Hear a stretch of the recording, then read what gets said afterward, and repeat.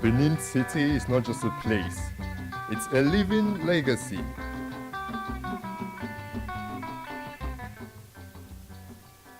Founded over 900 years ago, this historic city is the capital of Edo State and the heart of the legendary Benin Empire.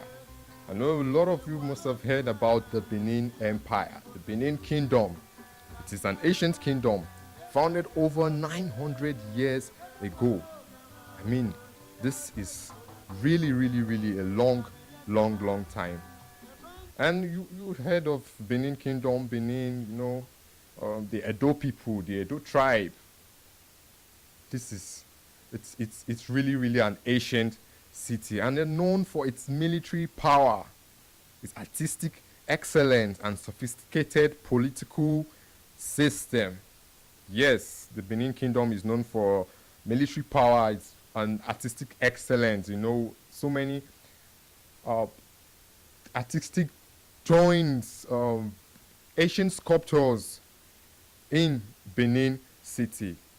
And at the center lies the Oba's palace, the Oba of Benin's palace, who is one of the most revered king in Africa.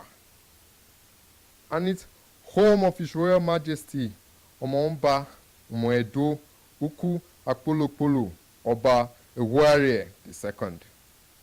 And when you hear of the Oba of Benin, you hear chants, hear chants from the people saying, Opatokwe, which translates, may the Oba live long.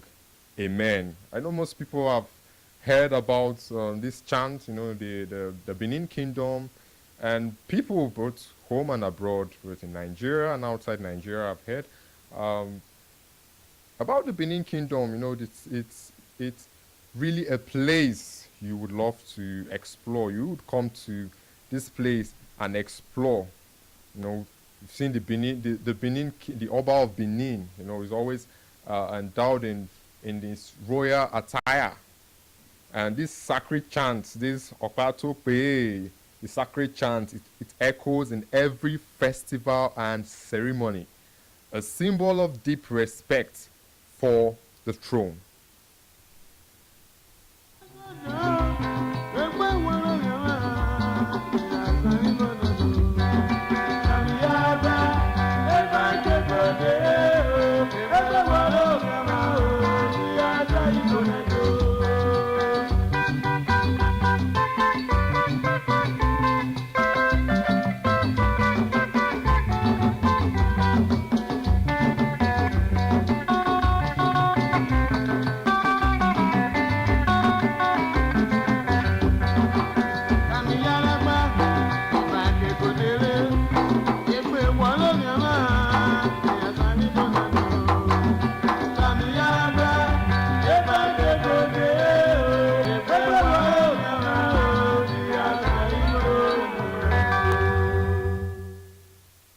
Yes, that is the song by the Benin people. And as we say, the Benin tribe is one of the most respected tribe in Africa, because most of these ancient sculptures. You see, in even if you go to there was a time in the British Museum, you see these ancient artifacts of the Benin people, the Benin Kingdom. These artifacts are things you would see, and it's an ancient city during the colonial time. The Benin Kingdom is really really an ancient city. And the Benin moats, as a tourist coming into Benin City, you hear of the Benin moats. It's one of the largest man-made earthworks in the world. Yes, the Benin moat is one of the largest man-made earthwork in the world. Still circles parts of the city. Why the renowned Benin bronze? The Benin bronze. Why they keep saying the renowned Benin bronze? The Benin bronze it's something that is very, very, that is well known. Both home and abroad. These Benin bronze are artifacts that are known outside Nigeria and in Nigeria. And the Benin bronze tell intricate stories of kingship. This bronze does not just represent, it's not just an ordinary bronze, but it tells intricate stories of kingship, warriors, and spirits cast in metals that has lasted centuries. I keep saying on the show that we Africans, this is our history, our culture. Our cultures, those things that we take, that other people take for granted. These are our culture, and spirit. These are things that our forefathers did. So this Benin bronze tells stories of kingship, warriors, and spirits cast in metals that has lasted centuries. And whether you're exploring the palace complex, the old city walls, or local crafts markets, Benin City offers a timeless royal experience.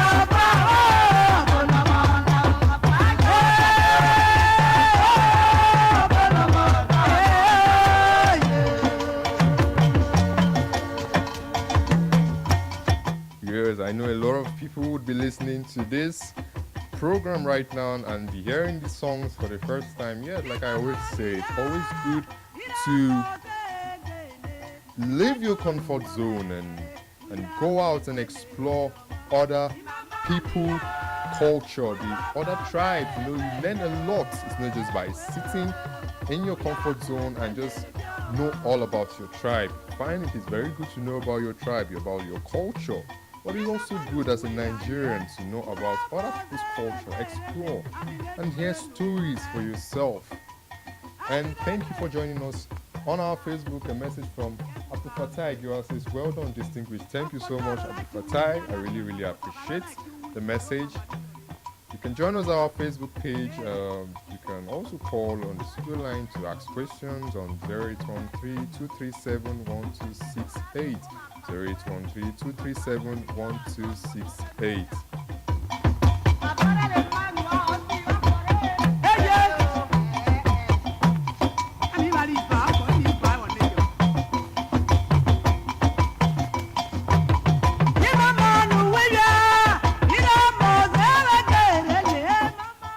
Now, tourism tips. If you want to travel to Benin City, if you're not in Nigeria, within Nigeria, or you are outside Nigeria and you decide, okay, let me take a trip to Benin City, there are things that you should follow. First of all, visit Igon Street. Yes, Igon Street. Igon Street is where bronze casting families still still practice their UNESCO recognized craft. Despite the fact that you'd say the times are, things are changing, but there are still people, as Africans, there are things we still practice despite the fact that the times are progressing. So the Egon streets, if you want to see broadcasting families that still practice this tradition, go to visit Egon streets. And not just that, you can stop by the National Museum. The National Museum, which houses stunning examples of Benin art. One thing about the Benin Kingdom is art. What I love about the Benin Kingdom is art and the relics. Benin people are known for art. They are historical drawings that dates back to ancient times. And believe me, these things actually did happen. These stories you hear actually did happen. I mean, we are Africans. This is our culture. This is our tradition. This is our lifestyle, our way of life, which cannot be written off, So stop by the National Museum, which houses stunning examples of Benin art and relics. And also, like I always say on the show, very, very, very important, respect royal protocols. If you're going to a place for the first time, you should respect the royal protocols. The Oba's palace is sacred in Africa. As a king, our king's palace are always sacred. They are sacred places you can visit, sightseeing, but some parts are restricted. Even at the Oba's palace is sacred and some parts are restricted. So you should know where to go to and where not to go to. Some parts are restricted because of the spiritual significance that applies to it. So, and when you're traveling to Benin City, time your trip with the Igwe Festival. The Igwe Festival in December. It's a royal celebration of renewal and blessings. Yes, these festivals are the things that will make you enjoy the life, the history of Benin people. And yes, we have listeners that are listening outside Nigeria. If you're making a trip, if you want to come down to explore for tourism, Benin City is the place you should visit, because these are places that history are preserved. You witness history, you listen to history from elders, those that have been there, that have witnessed it. And also, very, very, very important, sample Edo's cuisine. Food is very, very, very important, and especially when you're going to a place, it's always very important to try out their local cuisine. Yes, the Edo people are known for black soup. If you're going to Edo, which is Benin, Edo is the capital of Benin, try out black soup. Black soup, starch, and banga. These are the local cuisine you should try out. And spicy food, if you love spicy food, spicy pepper soup, these are things you should try when you come. Don't just if you go to a place without trying out their food, believe me, you don't have any experience there. Yes, you don't have any experience in that place. So don't forget to sample out Edo's cuisine. And also very important, hire a local guide, someone who will be able to translate certain things to you, translate whatever occasion that is going on, festival that is going on. You should have a local guide that will uncover stories and hidden landmarks for you, someone that will be able to tell you stories and tell you where to go and where not to go. Benin City. Benin isn't just a place to visit. It's a story to listen to and a tradition to honor.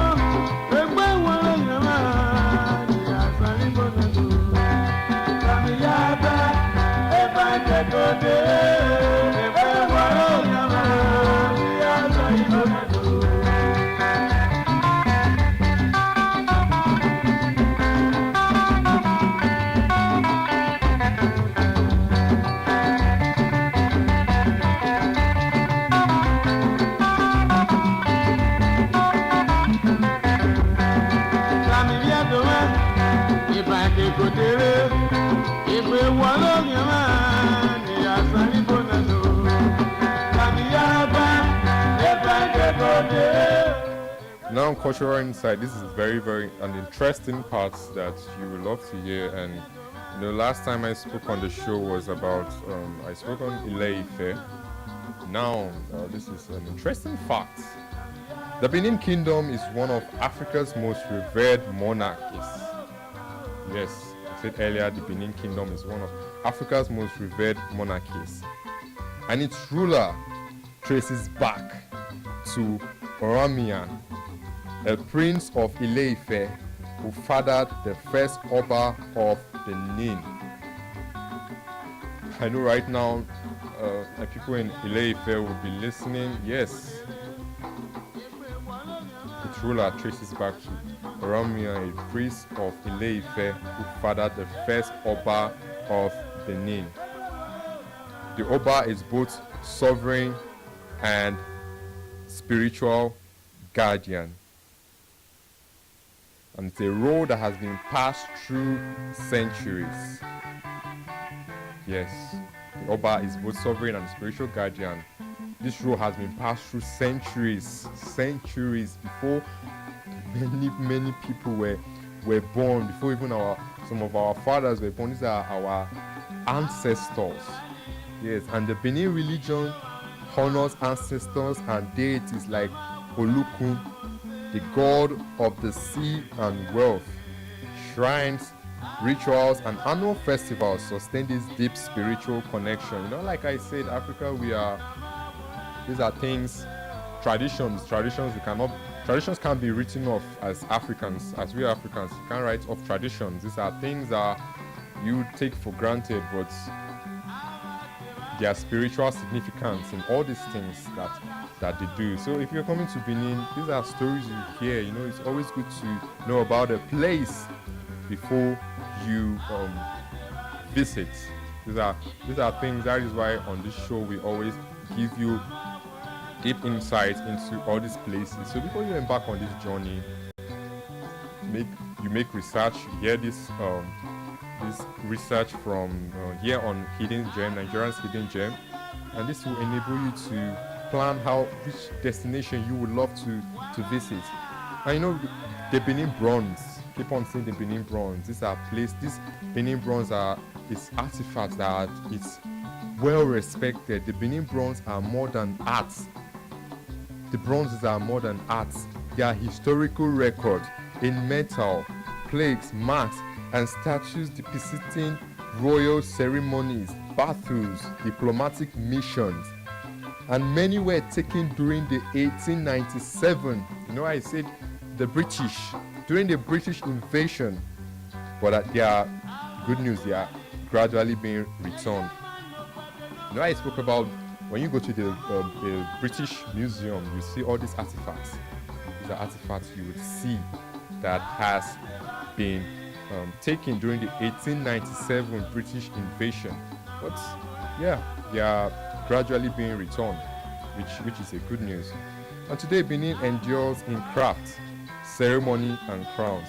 And the chant still rises. Opato Pe. It's a kingdom that lives in its people.